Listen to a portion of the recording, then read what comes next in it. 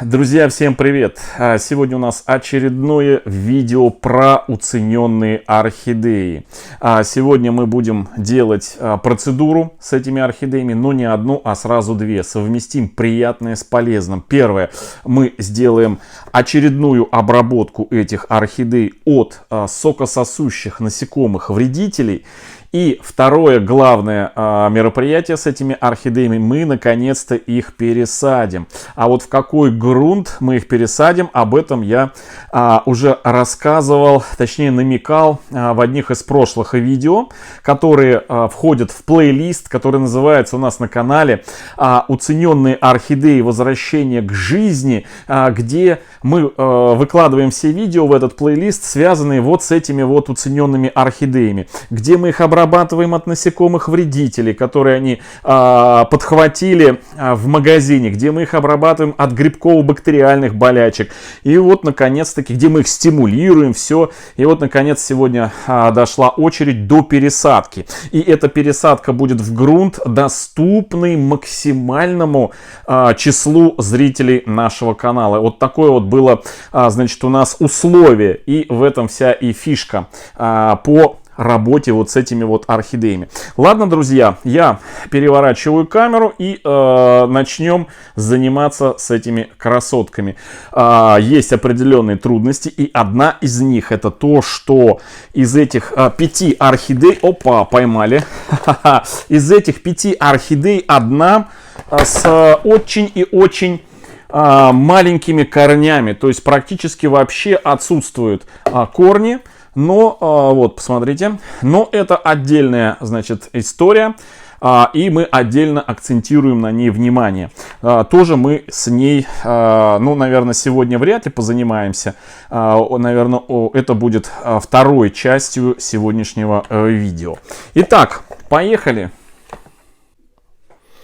Итак, друзья, ну что, приступим к процедурам, но прежде хочу еще раз напомнить о том, что эти орхидеи, уценочки, у нас есть плейлист, который так и называется, ссылочку на этот плейлист я оставлю в верхнем правом углу, где собраны все видео с процедурами вот с этими вот орхидеями. Процедуры мы обрабатывали дегтярным мылом 2 раза, 1 раз обрабатывали водой с добавлением куркумы и корицы от грибково-бактериальных заболеваний. И вот сегодня у нас 3-я обработочка с дегтярным мылом. И заодно у нас пересадка. А единственный момент, что вот эту орхидею, как я уже сказал, у нас здесь очень совсем плохо с корнями, мы ее не будем пересаживать, она у нас отправится в другой проект, вот, но мы будем ее держать, так сказать, на одной волне с этими уценочками, с этими 4 уценочками. Она обратно у нас вернется после того, как мы ей нарастим корешки. Вот, ну что, давайте приступим. Сперва обработаем дегтярным мылом, а потом вернемся к вопросу о пересадке этих орхидей. Итак, обрабатывать будем дегтярным мылом. У меня уже пол-литра водички здесь приготовлена. Отстойная вода, чистенькая. Я ее специально через обратный осмос, через фильтр прогнал. То есть она абсолютно здесь чистая. И сюда сейчас мы добавим с вами дегтярного мыла от сокососущих насекомых. Значит, по инструкции от тлей и трипсов, вот нас интересуют трипсы и клещи, нам нужно добавить на 1 литр от 20 до 40 миллилитров этого раствора. Ну, у нас пол-литра. Если усреднить 30 миллилитров на литр, значит нам на пол-литра где-то 15 миллилитров добавить этого мыла. У нас есть вот такой мерный стаканчик, 15, где у нас, вот она 15. Вот настолько мы наберем сейчас этого мыла. Надо его вот так вот размешать. Вот теперь можно использовать. Добавляем 15 миллилитров. Вот так вот. Теперь сюда. Хопа. В сторонку закрываем. Это нам уже не нужно. И размешиваем.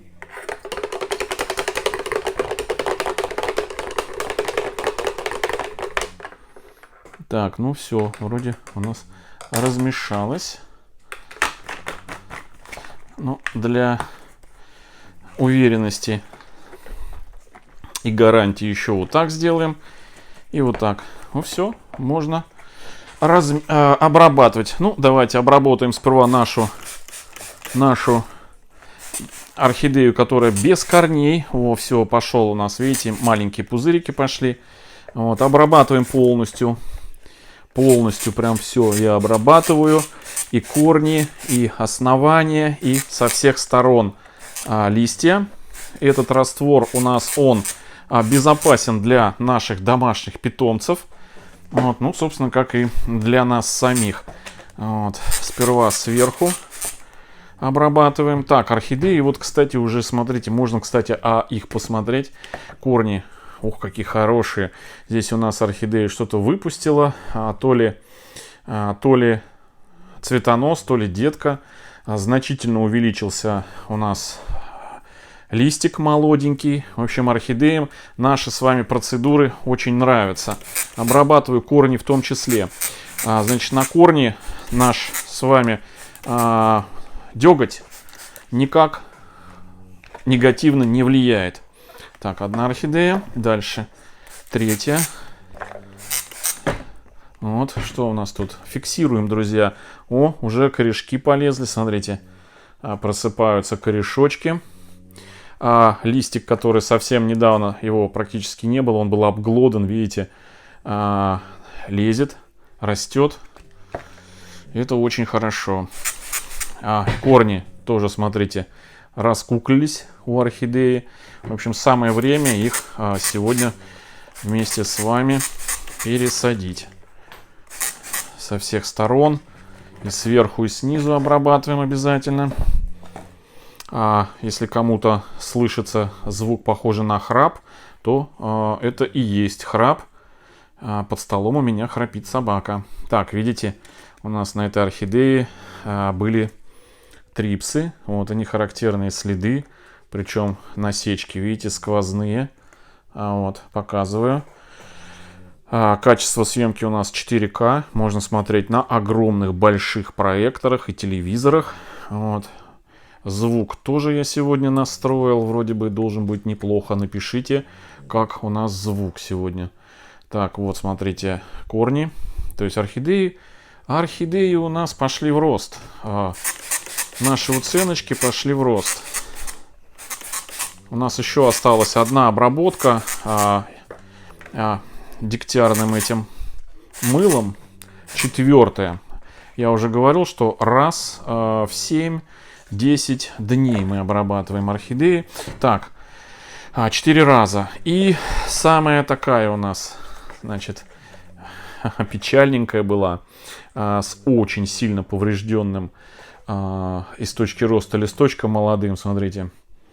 Сейчас там лезет маленький такой, видите, и целый. Он вообще прям, смотрите, целый. А вокруг предыдущий лист, он прям буквально обсосан этими негодяями, трипсами. Так, что у нас с корнями? Корни у нас тоже замечательно все. Мася! О, вот они, друзья. В общем, смотрите, все видео в плейлисте, еще раз хочу сказать, заходите в плейлист, и с самого первого видео поочередно идет у нас очередность всех процедур. Я думаю, что это будет интересно всем тем, кто хочет испытать свои силы по реанимации орхидей, хочет потренироваться, получить опыт, покупать уценочки в магазинах и выхаживать их, чтобы уже потом на своих более дорогих орхидеях это все дело применять. Итак, пока они у нас стоят, напитываются дегтярным раствором, дегтярным мылом, значит, остатки можно применить на других орхидеях, на других цветах без проблем. Вы видите, что на заднем плане у нас стоят две красотки. Вот они. я их не просто так сюда поставил. Это две орхидеи, которые посажены у нас в закрытую систему. Это у нас орхидея, называется игристый сидр, Sparkling Cider, игристый сидр. Ну, мы еще называем ее орхидею мини-кот. Да, дикий wildcat, мини-дикий кот, потому что его окрас похож на маленького такого мини-кота. Посажены, значит, орхидеи у нас в самый, наверное, я не знаю, доступный на сегодняшний день большинству из наших зрителей грунт, состоящий 50% из керамзита и 50% из кокосовых чипсов. Чем это хорош грунт? Тем, что он практически не поддается гниению. Да, и в этом грунте вероятность того, что заведутся какие-то насекомые вредители, она минимальна. Даже если какие-то и заведутся, они не будут негативно сказываться на орхидеях. Так, видите, он у нас уже цветонос выпустил. Очередное его домашнее цветение. В этой посадке эта орхидея уже, ну, наверное, третий год. Да, третий год. Рядом у нас орхидея, зарекомендовавшая себя орхидеей суицидницей. Это орхидея Джена. Ну, полное название этой орхидеи это Fuller's Gold Strips. Тем более это бабочка, друзья. Да, это бабочка. Тоже идентичная посадка. Керамзит смешан с кокосовыми чипсами. И она у нас тоже вот такой вот у нее цветонос. Ну, вот. К чему я показываю? К тому, что есть один недочет в обоих этих посадках. Минутку, друзья, я выпущу своего кота. Вот, он на соседнем стульчике у меня спал и собрался куда-то идти. Давай, иди. Давай. Вот. Все, пошел ребенок по своим делам. Вот, а Масямба спит. Итак, значит, есть один недостаток у этих посадок.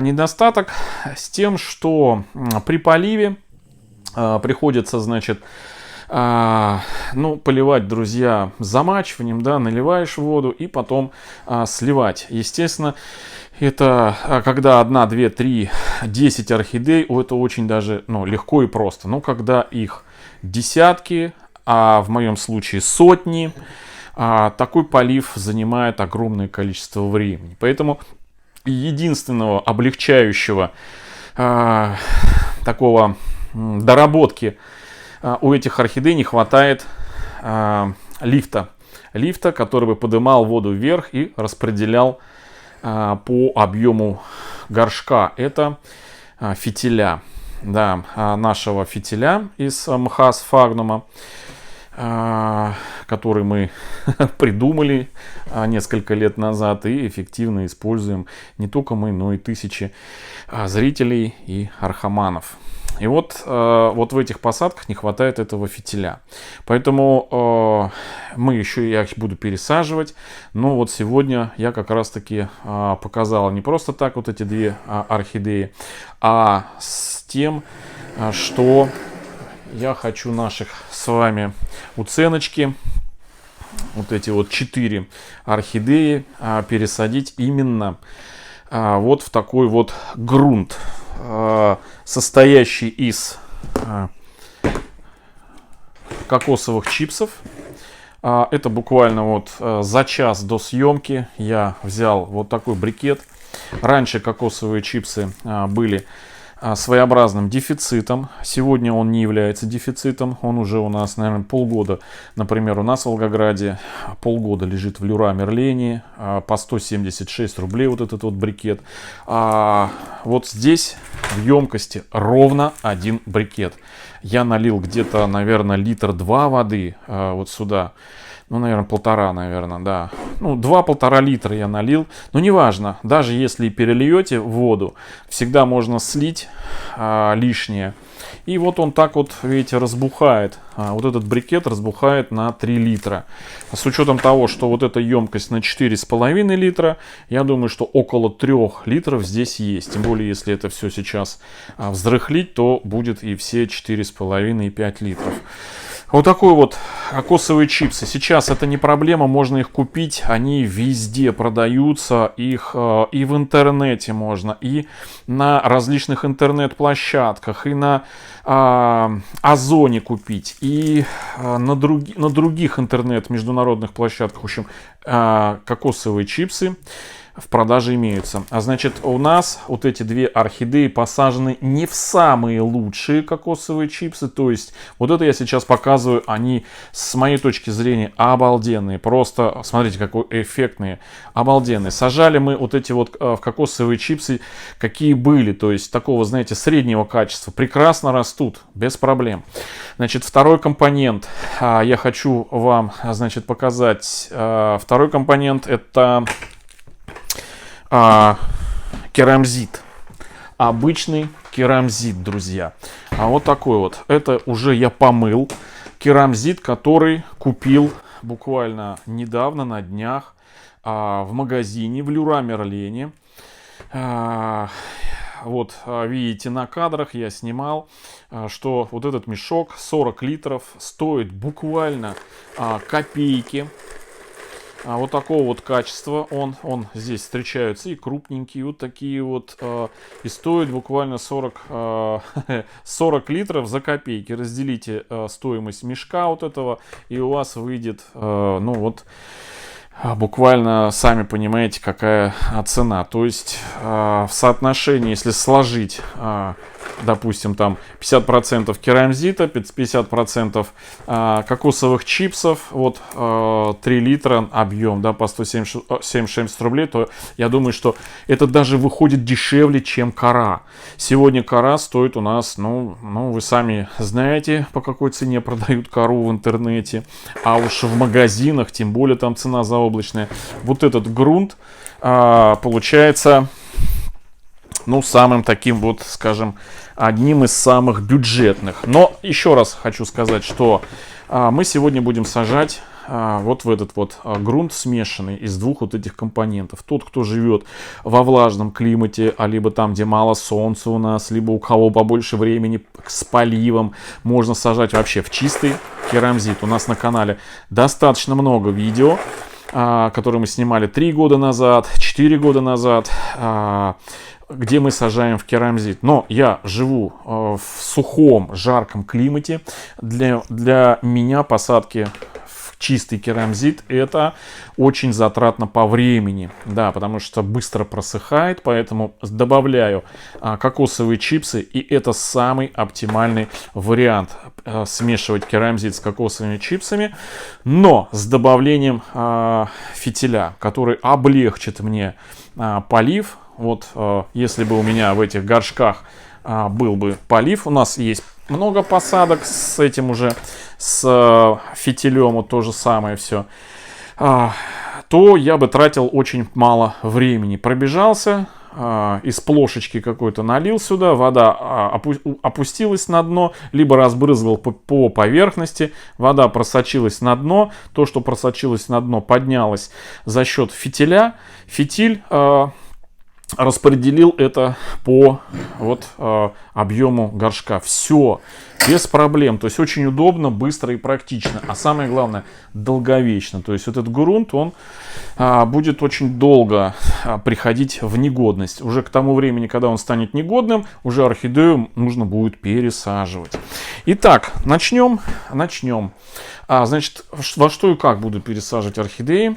Вот прям вот в эти вот, друзья, вот в эти вот горшочки. Да, это тоже как вариант, бюджетный вариант. С одной стороны, я хотел пересадить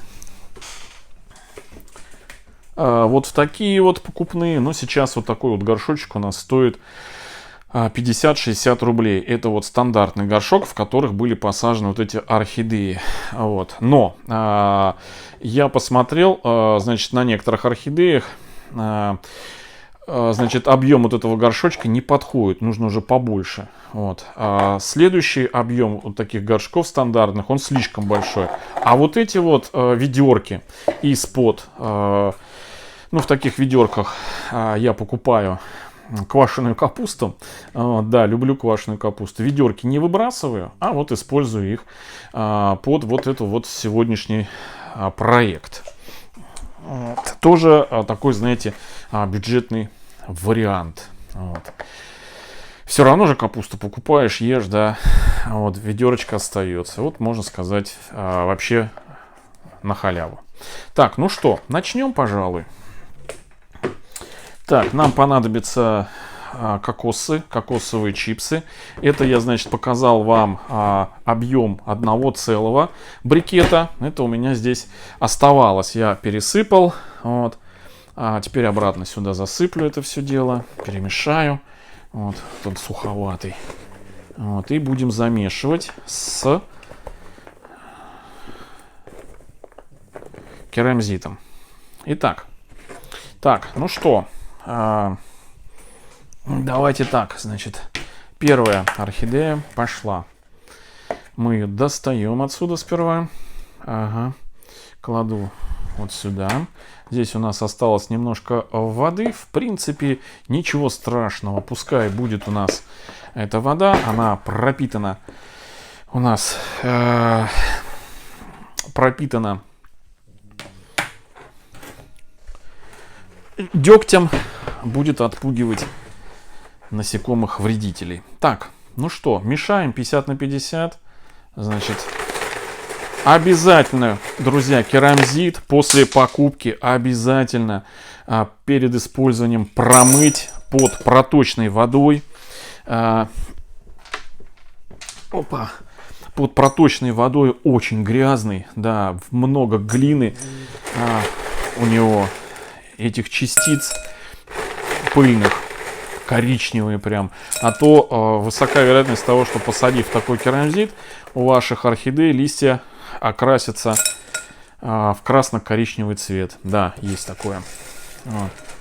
Вот так вот мы мешаем это все. Кстати, чипсов можно чуть побольше. Вот они, значит, хорошие такие, видите, крупные такие куски. Вот прям чипсы. Вот. Прям чипсы.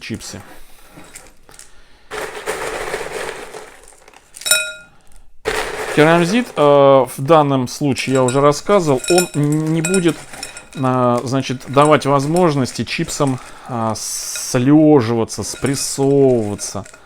То есть такая и влагоемкая, и в то же время хорошо аэрируемая составляющая. Вот. Ну вот так вот. Все. Еще чуть-чуть такого мелких добавим.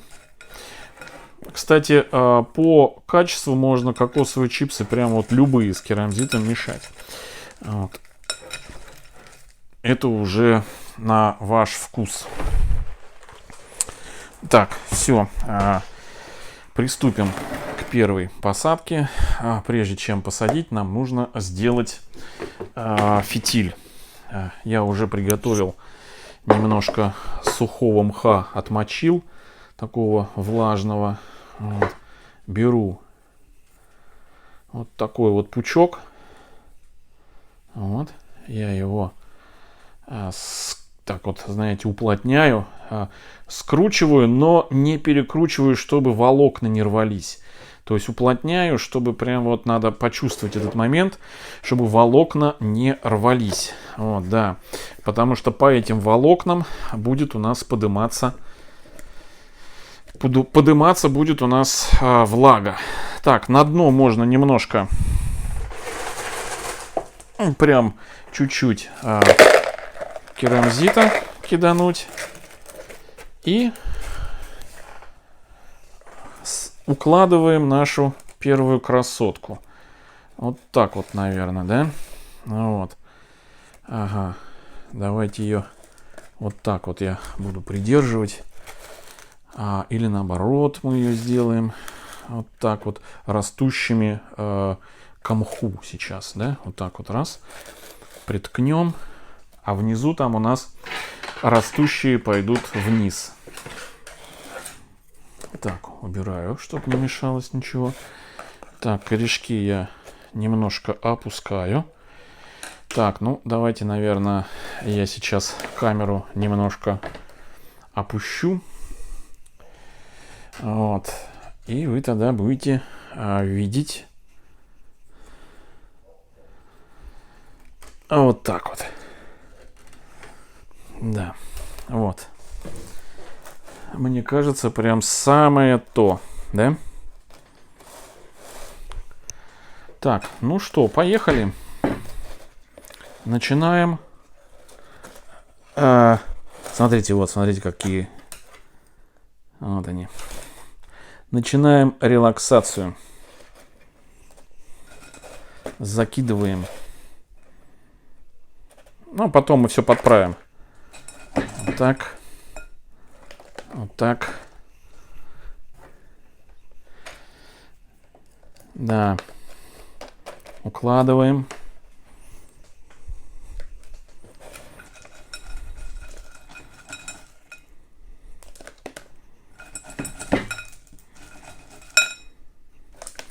Главное следить за тем, чтобы у нас кусочки керамзита с кокосовыми чипсами равномерно, то есть не слоями, а равномерно перемешивались.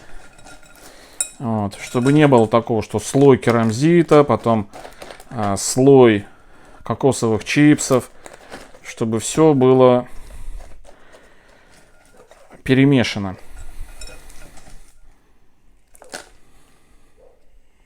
Так, вот так вот. Вот так. Угу.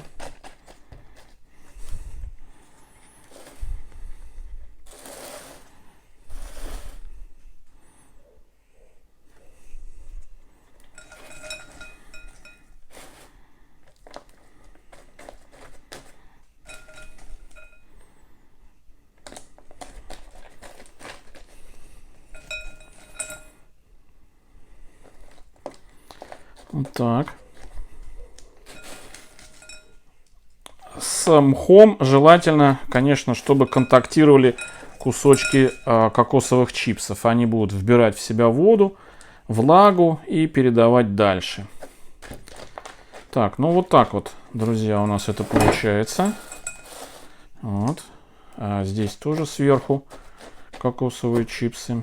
Мох немножко можно подуплотнить вот так вот.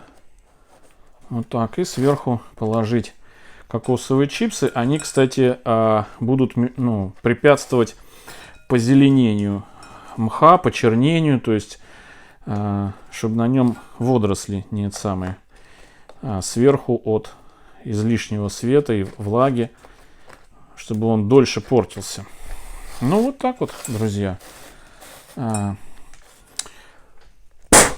Вот. Вот так получилась у нас первая орхидеюшка. Так, немножко сейчас мы вот так ее сюда под цветонос ей поставим. Вот так. И с этой стороны корни поместим кокосовые чипсы. Так, ну вот. Опа. Угу. Вот так вот у нас получилось первое. И вот таким, друзья, макаром все остальные мне сейчас предстоит пересадить. Вот. Думаю, что это я уже сделаю. И по итогу вам сейчас покажу. Сейчас последние штрихи. Вот туда под новенькие корешочки Вот. То есть еще 3 орхидеи я сейчас посажу и по итогу покажу, что у меня получилось. Так, друзья, ну вот у нас и закончилась пересадка. Вот у нас первая орхидея была посажена. И остальные вот 3 орхидеи. Значит, 5-ю я оставил, так что у нас без корней. Она у нас пойдет в другой проект по наращиванию корней. Но мы ее будем тоже держать в одном плейлисте с этими орхидеями. Вот. Вот такие вот у нас получились посадочки. 1, вот 1, 2, 3 и вон та 4. Все одинаковые. Прям совсем все одинаковые, друзья. Вот.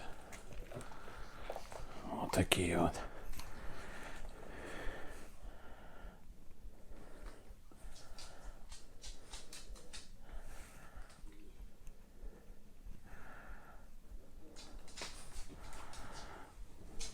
Вот они.